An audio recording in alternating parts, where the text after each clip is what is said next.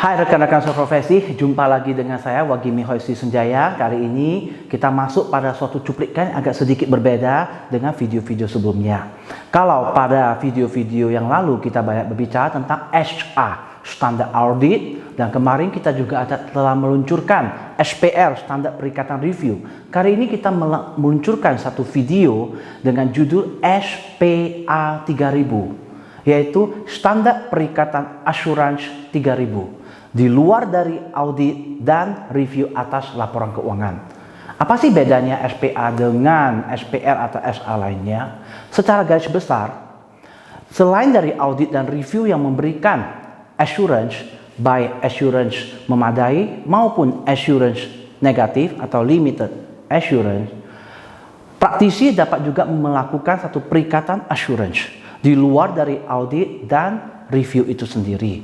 Walaupun begitu banyak jasa-jasa non asuransi yang telah diberikan, tetap saja ada kebutuhan akan kerangka perikatan asuransi yang memberikan suatu keyakinan bagi pihak tertentu terhadap informasi tertentu juga.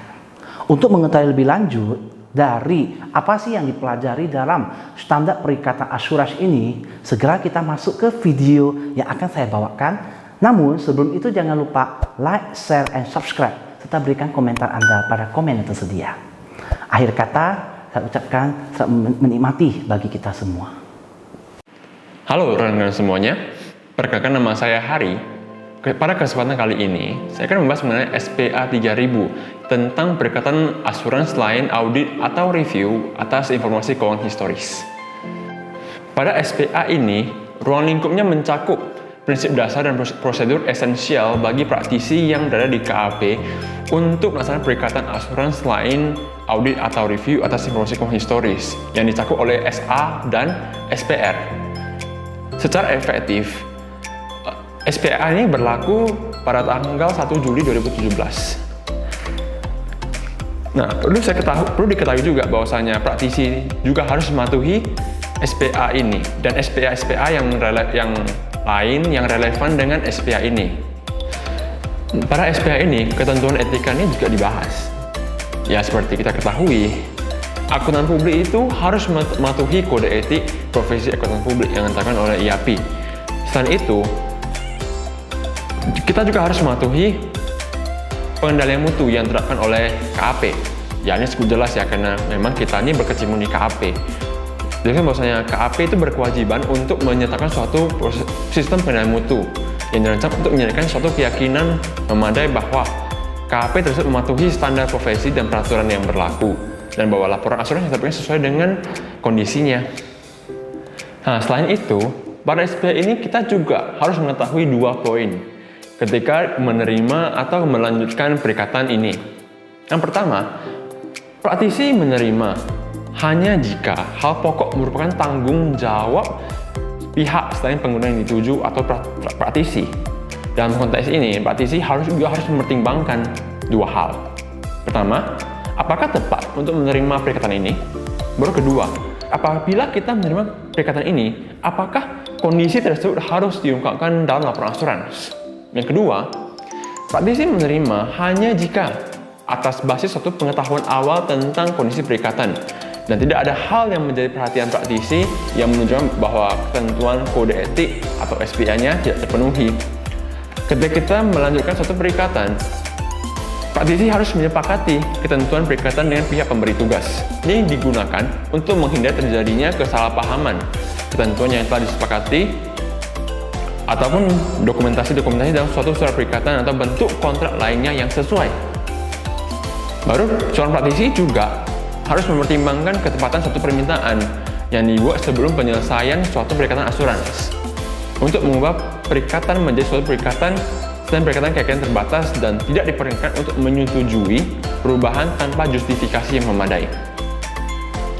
Sama seperti perikatan audit atau review, perikatan asuransi lainnya juga ada melakukan perencanaan.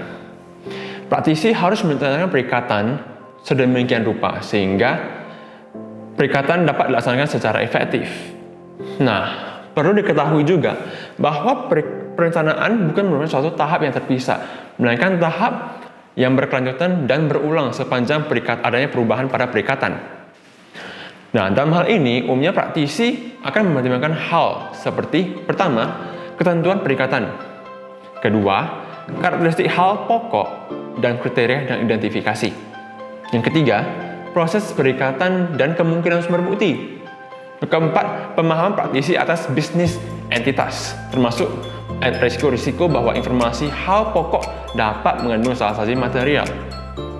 Kelima, identifikasi pengguna yang dituju dan kebutuhan mereka, serta pertimbangan terhadap materialitasnya. Baru keenam, kebutuhan personal keahlian termasuk sifat dan luas keterlibatan pakar. Secara keseluruhan, praktisi harus bisa merencanakan dan melaksanakan suatu perikatan dengan sikap skeptisisme.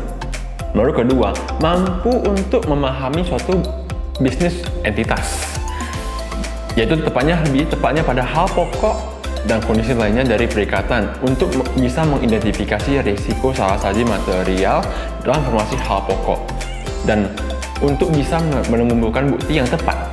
Lalu ketiga, menggunakan pertimbangan profesional untuk menentukan luas pemahaman yang dibutuhkan atas hal pokok dan kondisi dari perikatan. Dalam menentukan hal pokok, seorang praktisi harus bisa tepat melakukan hal demikian. Seorang praktisi tidak menerima suatu perikatan kecuali dia sudah memiliki pengetahuan awal tentang kondisi perikatan. Nah, namun jika itu berlawanan, ya praktisi harus mempertimbangkan suatu kesimpulan secara wajar tanpa pengecualian. Dan mungkin ya dalam beberapa kasus itu praktisi harus mengundurkan diri dari perikatan. Nah, selain dua hal di atas, hal yang perlu kita pertimbangkan juga adalah penilaian atas kesesuaian kriteria. Praktisi itu harus bisa menilai kesesuaian kriteria untuk mengevaluasi dan mengukur hal pokok. Perlu kita ketahui juga bahwa kriteria ini tidak bisa secara khusus dikembangkan. Nah, pada umumnya, kriteria yang diterapkan adalah kriteria yang relevan dengan pengguna yang dituju seperti direktur atau komisaris. Nah, untuk beberapa hal pokok kemungkinan tidak dapat kriteria yang ditetapkan, namun bisa kita tetapkan sendiri dengan professional judgment kita sebagai praktisi. Lalu kedua, hal pokok yang lainnya yang perlu kita ketahui adalah materialitas. Bahwasanya praktisi itu harus bisa mempertimbangkan materialitas dan risiko perikatan asuransi ketika merencanakan dan melaksanakan suatu perikatan asuransi. Nah, pertimbangan atas materialitas mengharuskan praktisi untuk memahami faktor-faktor yang mempengaruhi keputusan pengguna.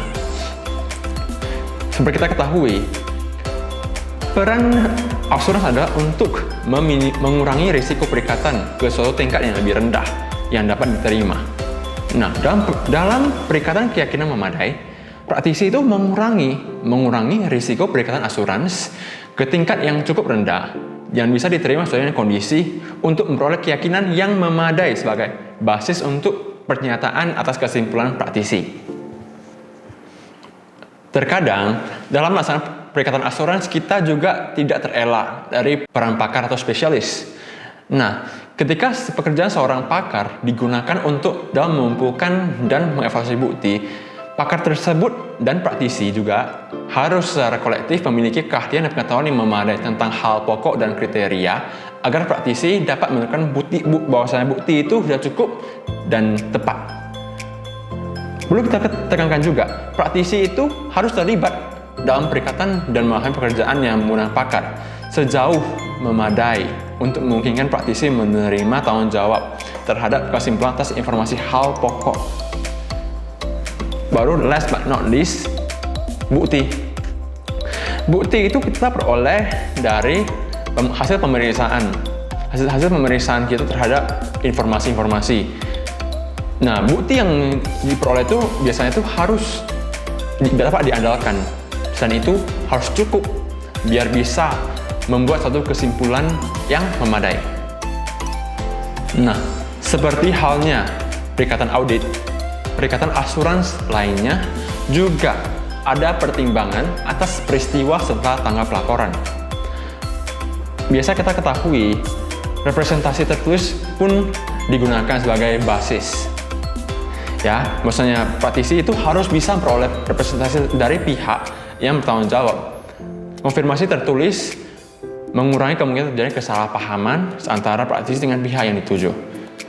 Baru adanya peristiwa setelah tanggal laporan keuangan itu juga mempengaruhi informasi hal pokok dan laporan asuransi. Karena peristiwa ini memiliki potensi peristiwa yang dapat mempengaruhi hal pokok dan mempengaruhi ketepatan kesimpulan praktisi. Dokumentasi ini sama juga seperti perikatan audit, bahwa kita itu perlu dokumentasi, bahwa bisa mendokumentasi hal-hal yang signifikan dalam menyediakan bukti yang mendukung laporan asuransi dan bahwa perikatan dilaksanakan berdasarkan SPA. Nah, dokumentasi ini mencakup suatu catatan tentang dasar praktisi atas seluruh hal-hal signifikan yang membutuhkan penggunaan pertimbangan. Dan kesimpulan terkait, ekstensi pertanyaan yang sulit atau prinsip pada pertimbangan, dan memerlukan pendokumentasian untuk mencantumkan fakta-fakta relevan yang diketahui oleh praktisi ketika kesimpulan ditarik. Nah, pada tahap sekarang kita akan bahas pada penyusunan laporan asuransi. Sebenarnya kita ketahui terlebih dahulu, kita tuh pertama memeriksa, baru kita mengumpulkan bukti-bukti yang memadai, yang cukup, baru bisa membuat suatu kesimpulan. Nah, kesimpulan dari praktisi ini tercantum pada laporan asuransi yang sifatnya tertulis dan berisi tentang kesimpulan yang jelas tentang informasi hal pokok. Nah, berikut ini nanti saya akan menampilkan bagaimana sih isi dari laporan asuransi. Nah, perlu kita ketahui, laporan asuransi ini berisi unsur-unsur yaitu seperti pertama, judul yang mengindikasikan bahwa laporan tersebut merupakan satu laporan asuransi independen. Baru kedua, pihak yang dituju, apakah komisaris atau direktur. Baru ketiga, suatu identifikasi dan deskripsi tentang informasi hal pokok dan jika relevan, ya tentang hal pokok. Baru keempat, mengidentifikasikan kriterianya. Baru kelima, suatu penjelasan keterbatasan yang signifikan dan inherent terkait dengan pengevaluasian dan pengukuran hal pokok dibanding dengan kriteria, jika relevan. Baru, suatu pernyataan yang membatasi penggunaan laporan asuransi sebagai pengguna yang dituju. Baru, suatu pernyataan untuk mengidentifikasi pihak yang bertanggung jawab dan untuk menjelaskan tanggung jawab dari pihak yang bertanggung jawab dan praktisi.